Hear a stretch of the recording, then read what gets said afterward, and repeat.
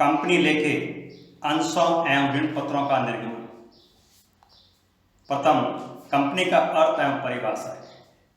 Number 1, company अधिनियम 2013 की धारा 2 उपधारा 20 अर्थात 2 कोष्टक 20 के अनुसार कंपनी से आशय एक ऐसी संस्था से है जिसका निर्माण कंपनी अधिनियम 2013 या इससे पूर्व के किसी भी कंपनी अधिनियम के अंतर्गत हुआ है या उसका पंजीकरण हुआ है, ऐसी संस्था कंपनी कहलाती है।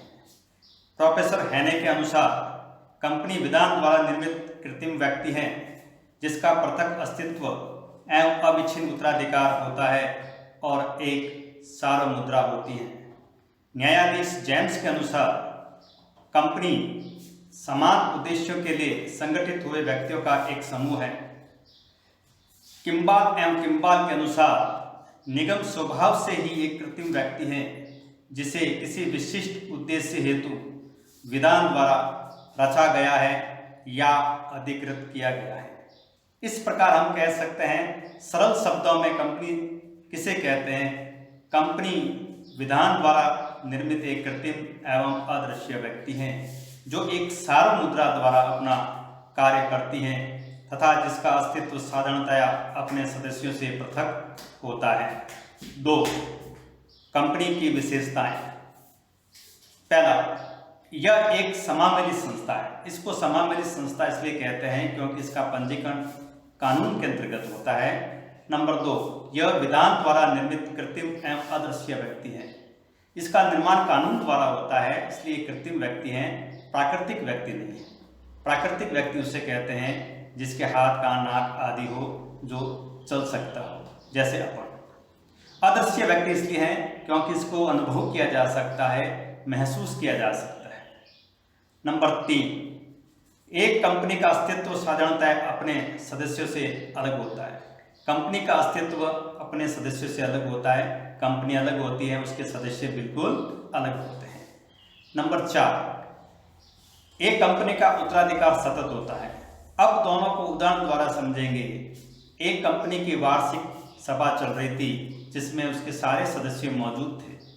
ऊपर से एक फाइटर प्लेन गुजरा और एक अणुबम गिरा दिया और कंपनी की सभा में मौजूद सारे सदस्य मर गए। फिर भी कंपनी जीवित रही क्योंकि कंपनी का सदस्य और कंपनी दोनों अलग अलग होते हैं, उनका पृथक अस्तित्व होता है।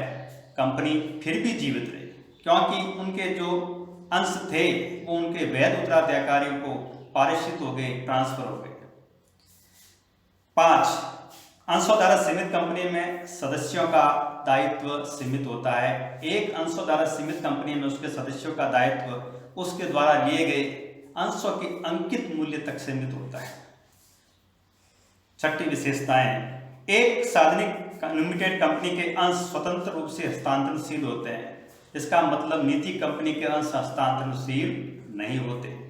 7वां, अंशधारियों द्वारा चुने गए संचालक मंडल द्वारा कंपनी का संचालन किया जाता है। अंशधारी कंपनी के मालिक होते हैं, वो अपने में से कुछ व्यक्ति संचालक के तौर पर चुनते हैं, वही आगे चलकर एक संचालक ग्रुप बनता है, संचालक मंडल बनता है, वो कंपनी का संचालन करता है। 8वां विशेषताएं, कंपनी की अपनी एक सार्वमुद्रा होती है। कंपनी की अपनी एक सार्वमुद्रा इसलिए होती है क्योंकि कंपनी एक कृत्रिम व्यक्ति है, वो चल नहीं सकता, हस्ताक्षर नहीं कर सकती। कंपनी के सदस्य दस्तावेजों को वैध बनाने के लिए, उसके हस्ताक्षर करने के लिए एक सार्वमुद्रा होती है।